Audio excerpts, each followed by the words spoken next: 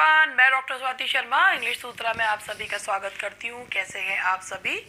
और मैं आज आप लोगों के लिए ग्रामर का ही सेगमेंट लाई हूँ। अभी आजकल मैं लिटरेचर पे को नहीं करवा रही हूँ, फिर दोबारा से शुरू करूँगी कुछ दिन में। और क्योंकि ग्रामर का सेगमेंट जो है वो हर एग्ज़ाम में हेल्पफुल होता है। लिटरेचर का जो पेपर आने वाला होता है केवल उसी में ही हेल्पफुल होता है। तो मैं कुछ दिन में लिटरेचर भी स्टार्ट करूँगी आप लोगों के लिए। फिलहाल मैंने सोचा कुछ जो अच्छा सा ग्रामर का पार्ट है वो आप लोगों को करवा दूँ। खास तौर पे मैं वो चीज़ें आप लोगों को करवाती हूँ जो आपको और कहीं नहीं मिलती हैं, मेरे चैनल पे ही मिलती हैं। तो मैं वो आप लोगों को करवाती हूँ। बहुत दिमाग लगाती हूँ, मैं बहुत सोचती हूँ कि क्या करूँ, क्या कैसे करूँ, क्या चीज़ ऐसी दूँ आपको कि जिसको जो आपको ईजीली अवेलेबल नहीं है और मेरे चैनल पे आपको आके वो चीज़ मिले और वो हेल्पफुल हो आपके लिए। तो इसी के साथ मैं आप लोगों को बताना चाहूँगी कि आज मैं आपको होमोनिम्स से संबंधित क्वेश्चंस कराऊंगी कि एग्जाम में होमोनिम्स से संबंधित क्वेश्चंस आ जाएं और आपने ना पढ़ रखे हो तो आप उन्हें कैसे सॉल्व करें। और मैं आपको थोड़ा सा ट्रांसलेशन का पार्ट भी कराऊंगी। आई होप कि ये चीज़ जो है आपको अच्छी लगे। और आप में से जिन लोगों का जीआईसी प्रवक्ता का प्री क्लियर हो गया है, मेंस की तैयारी में लग जाइए। और मेंस की तैयारी में लगने के लिए सबसे पहले आप लोग इंग्लिश में देखिए, उसमें हिंदी का एक ऐसे लिखना है, तो आप लोग जो करंट विषय हैं हिंदी के वो चूज़ कीजिए और उन पर अपने एसेज जो हैं वो लिख कर देखिए। क्योंकि अच्छी हिंदी की किताबें खरीद के लाइए निबंध के लिए। और इंग्लिश में सिलेबस सेम वही है जो प्री का था, लेकिन इसमें questions long question, short questions, very short questions इस तरीके से होगा। तो आप लोग लिखने की हैबिट अभी से डालेंगे तब जाके मेंस में जो है आप कुछ कर पाएंगे। और मैं मेंस का कोई बात स्टार्ट नहीं कर रही हूँ, क्योंकि मैं आपको एक बात बिल्कुल क्लियरली बता देती हूँ, बुरा लगे तो कोई बात नहीं, मैं उस चीज़ को नहीं करती। भाई देखिए, अगर आपके अंदर राइटिंग एबिलिटी है तो आप 1-1.5 महीने के अंदर कोई चीज़ लिखना सीख सकते हैं। आपको अगर ये लगता है कि आप अगर किताब के आंसर्स रट कर और 9 सीटों 6 सीट्स के लिए कंपटीशन में आ सकते हैं, तो ये आपकी बहुत बड़ी गलतफहमी है। कोई आपको अपने रेडीमेड आंसर्स दे दे और आप उन्हें रट लें और वहाँ पर जाकर वो एज इट इज़ उतारा है, तो आप ये सोचिए कि पता नहीं आपके जैसे कितने लोग होंगे जो उसी आंसर को रट कर लिखाएंगे। तो थोड़ी सी उसमें अपनी क्रिएटिविटी डालनी बहुत ज़रूरी है और तभी आप जो है उसे कर सकते हैं। मैं आपको एक किताब का नाम बता रही हूँ जो मेंस के लिए आपके लिए हेल्पफुल रहेगी। ये क्वेश्चन आंसर उसमें है, फॉर्म में है, हिस्ट्री ऑफ इंग्लिश लिटरेचर की डॉक्टर टी सिंह की। आप अगर इस किताब को में क्वेश्चंस को वो देंगे बेहतरीन, उसमें ये बनी हुई इसी तरीके के है जैसे जो हिस्ट्री ऑफ इंग्लिश लिटरेचर पे कुछ यूनिवर्सिटीज़ में क्वेश्चन आंसर फॉर्म में पूछा जाता है, तो उसी फॉर्मेट में ये बनी हुई है। क्वेश्चन दिया हुआ है, उसके आंसर दिए हुए हैं, यूनिवर्सिटी विट्स के बारे में बताइए या स्पेंसर के बारे में बताइए, चौसर का योगदान बताइए। तो इसमें ना क्वेश्चन आंसर मेथड में दिया हुआ है, तो आप उससे पढ़कर उसे लिखने की कोशिश करेंगे, वो ज़्यादा हेल्पफुल होगा as compare to cut copy paste material मार के और दूसरे के मटीरियल को कॉपी करके लिखना चाहेंगे। देखिए, मैं बिल्कुल ऑनेस्ट और बिल्कुल सही बात बोलती हूँ, जो मुझे सही लगता है। मैं इस चीज़ को यकीन करती हूँ, आप किसी के नोट से रटकर आप एक बेहतरीन जो है वो चीज़ों को नहीं कर सकते हैं। तो अपनी क्रिएटिविटी का यूज़ कीजिए। अगर कहीं से किसी बुक में से आपको क्वेश्चंस मिल भी रहे हैं तो उसको अपनी तरह से लिखने की कोशिश करिए, तब होगा। और 1.5 महीने में किसी के आंसर्स रट के करने से वो नहीं हो पाएगा। तो इसी के साथ मैं आप लोगों के जो है इसमें UP LT grade English grammar है वैसे, और लेकिन सभी एग्जाम्स के लिए हेल्पफुल है। तो चलिए स्टार्ट करते हैं। भाई अगर आप में से किसी को यूपी एलटी ग्रेड में या टीजीटी में एडमिशन लेना है तो यू कैन कॉल अस। और अगर आप उसमें हमारे ऑफिस के नंबर 7895937338 पर कॉल कर सकते हैं। अगर आप ऐप डाउनलोड करते हैं, इंग्लिश सूत्रा का ऐप आपको डाउनलोड करना है। उसके पे ऐप डाउनलोड करने पर आजकल क्या हो रहा है कि हमारे ऐप की तरफ से ऑटोमेटेड कॉल्स जो है वो जा रही हैं। दैट्स नॉट फ्रॉम अस, हमारी तरफ से कोई कॉल नहीं जाती है। If you are interested then give us a call, if you are not interested हम आपकी प्राइवेसी में कोई खलल नहीं देंगे, ठीक है। तो if you want to seek any sort of information regarding UP TGT and LT batches, you can ask for it. Now let's start the segment. Homophones या होमोनिम्स हैं ये। अब मैं आपको इसके बारे में बताऊं। देखिए, पहला क्वेश्चन है विद द, अच्छा ये तो बड़ा हो गई नहीं। With the advancement of winter the days grow shorter while the nights grow longer. मैं आपको इस चीज़ की बताऊं, एडवांसमेंट का मतलब होता है आगे बढ़ना। जब भी हम किसी मौसम के बारे में डिस्कस करते हैं तो वहाँ हम एडवांसमेंट नहीं लगाते। अगर हम मौसम बदलने के बारे में बात करते हैं तो वहाँ एडवांसमेंट वर्ड नहीं आता। अब अगर आप इस तरीके का क्वेश्चन देखें, आपको इसमें कोई एरर ना दिखे तो आप कैसे, ये वोकैब बेस्ड क्वेश्चंस होते हैं जो मैं आज आप लोगों के लिए लेकर आई हूँ, ये होमोनिम्स बेस्ड क्वेश्चंस हैं। तो विद द एडवांसमेंट ऑफ, तो एडवांसमेंट नहीं होता विंटर के लिए या उसके लिए गर्मियों के लिए, किसी भी जो वेदर होता है जब वो चेंज होता है तो उसके लिए वर्ड यूज किया जाता है with the onset. With the onset of winter the days grow shorter while the nights grow longer. तो एडवांसमेंट की जगह यहाँ आएगा onset. Now the next question is student should work hard in order to build their career. इसका तो pronunciation ही career है। देखिए, career नहीं होता है, दैट्स करियर, ठीक है, दैट्स करियर। तो इसको जो है कैरियर होता है कोई सामान उठाने वाला, और करियर होता है आपके जो ऑक्यूपेशन से संबंधित होता है, आपके जॉब से संबंधित होता है, उसे करियर कहा जाता है। तो यहाँ पर इसकी स्पेलिंग अलग है। कैरियर मतलब उठाने वाला, साइकिल के पीछे लगने वाला या कोई सामान ढोने वाला होता है उसे कैरियर कहा जाता है, और आपके भविष्य संबंधित जो कार्य करना होता है उसे करियर कहा जाता है। तो ये इसका आंसर है career. Now the next one is Alexander Calder, who was originally interested in mechanical engineering, later became a sculptor.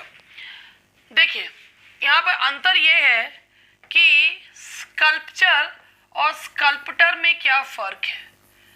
Sculpture का मतलब होता है शिल्प, कला, शिल्प जी, किसी कलाकार के द्वारा बनाया गया शिल्प जो होता है उसे स्कल्पचर कहा जाता है। मूर्ति या कोई भी जो शिल्प होता है उसे स्कल्पचर कहा जाता है।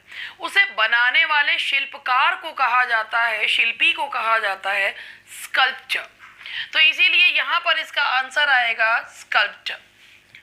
Now the next one is regardless of your teaching method, the objective of any conversation class should be for the students to practice speaking words. मैं आपको एक चीज़ बताऊँ, इसमें बहुत से स्टूडेंट्स जो हैं वो कंफ्यूज होते हैं कि भाई यहाँ पर ये टू प्रैक्टिस है कि क्या इसमें गलती है। ये थोड़ा सा हमारे यहाँ पढ़ाने की भी थोड़ी दिक्कत होती है। तो मैं आपको एक चीज़ बताऊँ, सबसे पहले ये जो टू होता है it is infinitive, it is called infinitive, that's not a preposition. ये अपने बाद लेता है वर्ब की बेस फॉर्म। फर्स्ट फॉर्म तो वो तब बनती है जब किसी टेंस में या टाइम के हिसाब से लगती है। जिस फॉर्म से सारी फॉर्म्स बनती हैं उसे बेस फॉर्म कहा जाता है। तो टू प्लस वर्ब की फर्स्ट फॉर्म है। अब उसमें भी ध्यान से सुनिए कि जो प्रैक्टिस है CE, दैट्स नाउन, इसका मतलब होता है अभ्यास। एंड प्रैक्टिस जो वर्ड है इसका मतलब होता है, ये वर्ब है, इसका मतलब होता है अभ्यास करना। कोई काम करना जो होता है उसे कहा जाता है प्रैक्टिस, SE, और अभ्यास नाउन के रूप में होता है CE। अब आप इस क्वेश्चन को यहाँ देखिए, regardless of your teaching method the objective of any conversation class should be for the students to practice.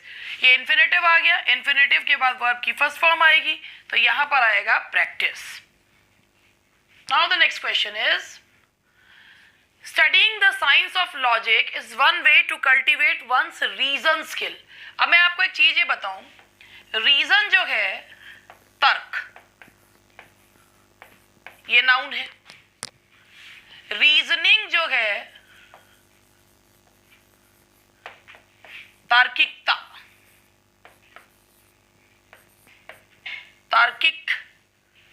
तार्किकता,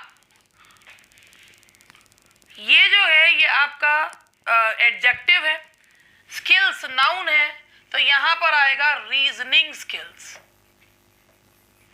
तर्क शक्ति के स्किल्स। तो तर्क शक्ति के लिए आप क्या यूज करेंगे, यहां पर आप रीजनिंग लगाएंगे। The corpse had been dead for 5 days। अभी ये सेंटेंस में अगर ये कॉर्प्स होता तो ये टुकड़ी होता। ये कॉर्प्स है, ये लाश के लिए बोलते हैं, डेड बॉडी के लिए बोलते हैं, है ना, मृत शरीर के लिए बोला जाता है corps.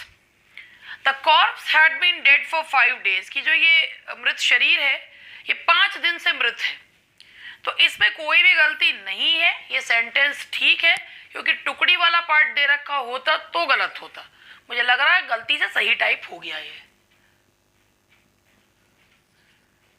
Now the next question is the bus could not ascend the steep हिल।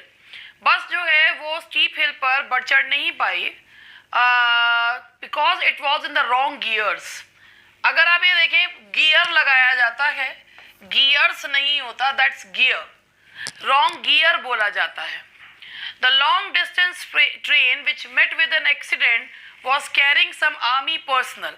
अब आप ये वाला क्वेश्चन देखिए, यहाँ पर ये पर्सनल तो होता है आपसी, यानी कि खुद से संबंधित, व्यक्तिगत। ये होता है आर्मी के ऑफिसर्स या किसी को भी बोला जाता है जो ऑफिसर रैंक के होते हैं, उन्हें कहते हैं personal, PERSONNEL, that is personal. तो यहाँ पर आएगा आर्मी पर्सनल नहीं, भले ही स्पेलिंग जो मतलब प्रोनाउंसिएशन मिलता जुलता हो, मगर स्पेलिंग जो है वो बिल्कुल अलग है।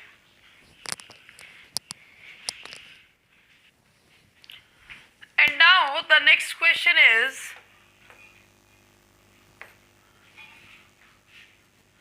the men from the Japan found the ascent of the mountain hard going. The men from Japan found the ascent of the, देखिए भाई अब इसमें भी आपका जो इसका जो पार्ट है वो देखिए कि यहाँ पर ये जो होमोनिम है द मेन फ्रॉम जापान, यहाँ पर एक चीज है, चढ़ाई के लिए बोला गया है, तो चढ़ाई के लिए ये इसमें है, इसके आएगा दैट इज एसेंट, यानी कि चढ़ाई को बोला जाता है, भले ही इनका प्रोनाउंसिएशन सेम हो एसेंट, लेकिन स्पेलिंग बिल्कुल अलग है। तो जब चढ़ाई की बात करेंगे तो दैट विल बी एसेंट। ये क्वेश्चंस भी उतने ही इंपॉर्टेंट है जितने रूल बेस्ड क्वेश्चंस होते हैं, these are also very important. हम कई बार इन क्वेश्चंस पे ध्यान नहीं देते हैं, जिन वजह से एक एक क्वेश्चन बहुत इंपॉर्टेंट है। ये आपके एग्जाम्स में ये क्लियर हो गया है कि अगर आपका एक क्वेश्चन भी पासा पलट देता है। The internal report does not analyze thoroughly the principal causes of the disaster. भाई अगर हम बात करें प्रिंसिपल की, तो यहाँ जो ये वाला प्रिंसिपल है, इसका मतलब होता है उसूल या नियम, उन्हें कहा जाता है कि उसूल को बोला जाएगा। लेकिन जो प्रिंसिपल होता है उसका मतलब होता है मुख्य। तो मुख्य कॉज की जब बात करी जा रही है तो PLE नहीं होगा, यानी कि आदर्शों की बात करें, उसूलों की बात करें, वो नहीं है। यहाँ मुख्य कॉज की बात की जा रही है तो प्रिंसिपल आएगा। ये हुआ आपका ये वाला part. Now next move on करते हैं। I went to the temple with my parents, my aunts and my cousin sisters. ये देखिए, ये एक जो है ये होमोनिम का नहीं है, ये एक सुपरफ्लुअस एक्सप्रेशन है। ये हमारे यहाँ पर बोला जाता है कि जो हिंदी में बोलते हैं चचेरे ममेरे भाई बहन को, वही इंग्लिश में उठा के कज़न सिस्टर, कज़न ब्रदर बोल देते हैं। तो मैं आपको इसमें ये बताऊं कि कज़न के साथ ना तो सिस्टर लगता ना ब्रदर लगता, सिर्फ कज़न लगता है। He is my cousin, she is my cousin, no cousin sister और नो कज़न ब्रदर। ये बिल्कुल ही गलत है। इट्स कम्प्लीटली इंग्लिश हम जिंदा है कि इंग्लिश हम शर्मिंदा हैं, तेरे कातिल जिंदा हैं, वो वाली चीज़ है। गला दबा दबा के मार रहे हैं इंग्लिश को। The lawyer asked the complainant to put his sign on the paper.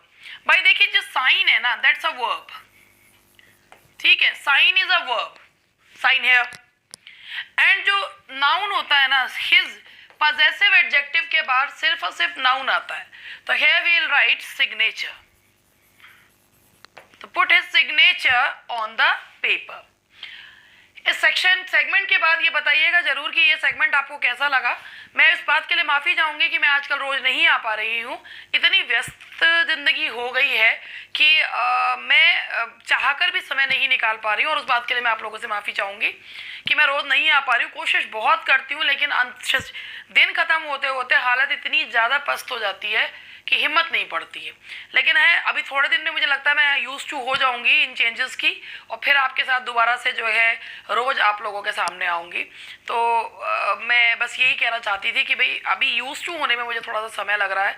अचानक सारी चीज़ें, बहुत सारी चीज़ें चेंज हो गई हैं, इसलिए तो ये मत सोचिएगा कि भाई मैं अगर जो है अगर आज नहीं आती हूँ तो मैं जो है भूल गई हूँ, या मैं अपने YouTube परिवार को इससे प्यार नहीं करती हूँ। बस थोड़ी सी चीज़ें जो हैं काफ़ी सारी चीज़ें चेंज हुई हैं, इस वजह से मैं समय जो है वो कम दे पा रही हूँ, तो उसके लिए मैं आपसे माफ़ी मांग चाहूँगी। The valley is full of flowers all the year around. देखिए, ऑल द ईयर अराउंड नहीं होता, जो सही मुहावरा है वो ऑल द ईयर राउंड है, यानी कि पूरे वर्ष, all the year round. The wording and meaning in this example is ambiguous all the way. Wording and meaning का मतलब होता है उसका शब्द और शब्द का अर्थ, शब्दार्थ उस एग्जाम्पल में एम्बिगियस है, यानी कि उसके दो मीनिंग्स निकलते हैं। तो the wording and meaning in this example is ambiguous all the way, तो सेंटेंस बिल्कुल सही है, इसमें कोई भी गलती नहीं है। Now let's move on to the next one. The government decided to stop all sales of diamonds abroad because of the recently passed resolution. अब आप इसमें देखिए, all sales of, sales जो है वो verb है, आप sales नहीं लिखेंगे, all sales, sales is a noun, यानी कि किसी चीज का सेल्स मतलब खरीदारी और जो है उसको कहा जाता है, तो नाउन है। ऑल सेल्स ऑफ डायमंड्स भी नहीं आएगा, डायमंड आएगा, क्योंकि डायमंड एक अनकाउंटेबल नाउन होता है, unless it is put into pieces, it's an uncountable noun, तो डायमंड्स नहीं होगा, दैट विल बी डायमंड। तो यहाँ होगा इसका आंसर बी। सेल्स होता है, सेल्स वर्ब होता है। We requested the watchman to clean up the basement so that the children had enough space to play. अब मैं आपको एक चीज़ ये बताऊं कि ये जो स्पेस है ना, स्पेस होता है दो चीज़ों के बीच में जो जगह होती है उसे स्पेस कहते हैं, और जो आसमान में जो भाई स्पेस जो है उसे कहा जाता है, और अंतरिक्ष को कहा जाता है स्पेस। लेकिन अगर किसी चीज़ के अंदर जगह की बात करते हैं तो उसे कहा जाता है रूम। तो यहाँ होगा children had enough room to play. ठीक है, तो यहाँ तक मेरे ये क्वेश्चंस थे जो मैंने आप लोगों को करवाए, जो होमोनिम संबंधित थे। अब थोड़ा सा मैं आप लोगों को करवाऊंगी ग्रामर के ट्रांसलेशन बेस्ड। मैं आपको आज एक थोड़ा छोटा सा पार्ट करा रही हूँ। एक साथ अगर दो चीज़ें भी करवा दे तो कोई फ़र्क नहीं पड़ता है। मैंने आपसे पहले ही कहा था मैं आपको वो चीज़ें करवाऊंगी जो आपको YouTube पर इजीली अवेलेबल नहीं है और ना कोई करवाएगा, क्योंकि लोगों को लगता है कि अगर हम अपनी वो चीज़ें लोगों से को करवा देंगे जो हमारी यूनिक सेलिंग प्राइस हैं, तो उससे जो है हमारे कोर्स बिकने बंद हो जाएंगे। और वैसे मेरा मानना ये है कि भाई हम YouTube पर जितना समय दे सकते हैं क्वालिटी कंटेंट दें, जिससे जो सिर्फ YouTube से पढ़ने वाले छात्र हैं वो भी लाभान्वित हों। जैसे मेरे कई स्टूडेंट्स जो हैं इस बार सिलेक्ट हुए हैं, लगातार फ़ोन करके बताते हैं और वो खुद ये कहते हैं कि हम सिर्फ और सिर्फ आपके YouTube चैनल से पढ़ेंगे। मैं ये मानती हूँ कि YouTube से अगर पढ़ना है तो आपके पास अपना कंटेंट भी बहुत सारा होना और उतनी दिशा में उतनी मेहनत करना बहुत ज़रूरी है। लेकिन अगर आपको सही गाइडलाइन मिल जाती है तो आप बहुत कुछ कर सकते हैं। तो मेरा मानना यही है कि अगर आप YouTube पर भी कंटेंट दें तो कंटेंट चाहे कम है मगर हो बेस्ट क्वालिटी का। तो बेस्ट क्वालिटी का कंटेंट आपको मैं दे रही हूँ। और मैं वो चीज़, मेरा मानना ये नहीं है, मैं ये नहीं सोचती कि अगर मैं कोई चीज़ सिखा दूंगी तो उससे मेरे पेड कोर्सेज पे कोई फ़र्क पड़ जाएगा। मैं ये नहीं मानती। जिसे मेरे पास आना है वो मेरे पास आएगा, और जिसे मेरे यूट्यूब चैनल से पढ़ना है वो यूट्यूब चैनल से पढ़ेगा। और मैं इसी चीज़ को कहती हूँ, पढ़िए तो अच्छा पढ़िए, सस्ते के चक्कर में, झूठों के चक्कर में ना पढ़ें। और अगर आप जो है, सबसे पहले मैं फिर वही वाली बात कहती हूँ, बजाय 1000 रुपये 1500 रुपये सस्ते कोर्सेज में डालने के किताबें खरीद लीजिए। बहुत अच्छा इन्वेस्टमेंट होगा। किताबें आपकी सबसे अच्छी दोस्त हैं, वो आपको ज़िंदगी में कुछ ना कुछ बना देंगी। और ये जो बार बार एक कहावत आपने सुनी होगी, सस्ता रोए बार बार, महंगा रोए एक बार। तो मेरी बात को ध्यान रखिएगा और उस चीज़ को करिएगा। ठीक है, तो मैं आपको ट्रांसलेशन में कॉजेटिव वर्ब जो है वो सिखा रही हूँ। कॉजेटिव वर्ब से ट्रांसलेट कैसे करते हैं। ठीक है, कॉजेटिव वर्ब से ट्रांसलेट कैसे किया जाता है, तो मैं आपको इसका एक पार्ट बताती हूँ। जैसे मेरे पास एक ये पार्ट है, जैसे मैंने उससे अपनी कार ठीक करवाई। अब आप यहां पर ये देखिए, यहां मैंने उससे अपनी, कोई व्यक्ति किसी से कोई काम करवा रहा है लेकिन खुद उस काम में शामिल नहीं है। जब किसी से काम करवाएं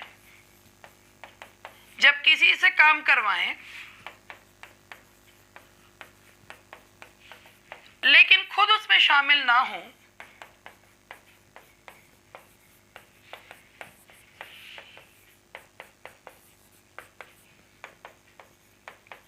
तो कॉजेटिव वर्ब यूज होती है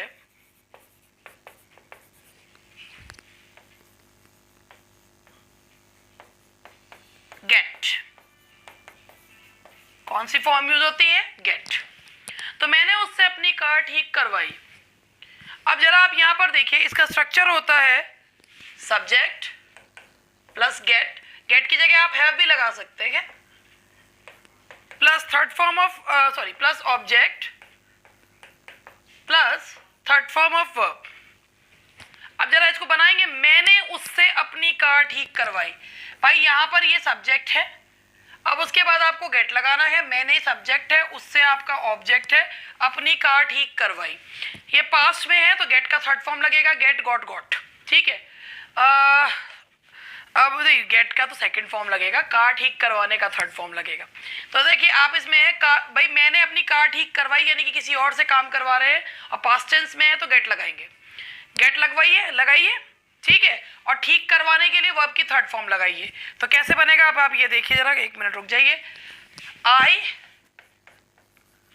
got my car repaired by him। एक बार यहां पे दोबारा से लिख के आपको दिखा देती हूं। मैंने उससे अपनी कार ठीक करवाई। तो यहां पर दोबारा से समझ लीजिए, वैसे तो ये भी ऑब्जेक्ट है लेकिन ये बाय प्लस ऑब्जेक्ट है। मैंने सब्जेक्ट, अब करवाई है तो गॉट आएगा, करवाई got, past time indefinite tense है। क्या? ठीक। मैंने आपको जैसा बताया था उल्टा चलते हैं, 1 2 3 ठीक। तो ये हो गई वर्ब की थर्ड फॉर्म। क्या? ऑब्जेक्ट लगाइए, ऑब्जेक्ट था क्या? अपनी कार। उल्टा चल रहे हैं जी, 2 3 4। क्या करवाई? अपनी कार। किससे? उससे। आई गॉट माई कार रिपेयर्ड। मान लीजिए उससे नहीं होता तो कुछ छोड़ ही नहीं देते, बाय हिम। ठीक है, अगर ये सिंपल ही होता मैंने अपने बाल कटवाए, मैंने अपने बाल कटवाए। अब आप ये देखिए, मैंने एक नंबर सब्जेक्ट, कटवाए यानी कि गॉट लगाइए, पास्ट इंडेफिनिट है। 2 अपने बाल कटवाए, ये कटवाना और उसमें ही लगा दिए 2 + 3। क्या? जो है अपना आएगा आपका object. I got my hair. क्या? और इसी में ही जो आपको वर्ब की थर्ड फॉर्म लगानी है, I got my hair cut. मैंने अपने बाल कटवाए। अभी जरा ध्यान से देख लीजिए, मैंने अपने बाल कटवाए। मैंने अपना टीवी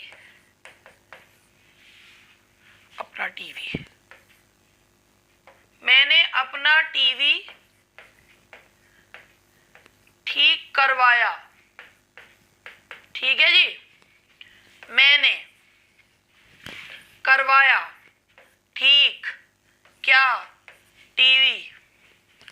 आई गॉट माई टीवी रिपेयर्ड। अगर ये होता किससे तो लगा देते बाय हिम।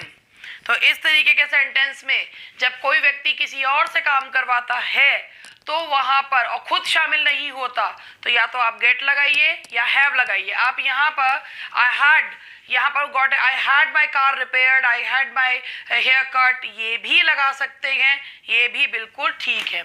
तो कॉजेटिव वर्ब का एक पार्ट बताया, धीरे धीरे आपको और भी चीज़ें बताती रहूंगी जिससे आप कंफ्यूज ना हो, आपको चीज़ें पता चलती रहें। That's all for today. मिलते हैं कल। अगर कोशिश तो यही करूँगी कल आ जाऊँ। और बाय बाय, गुड नाइट।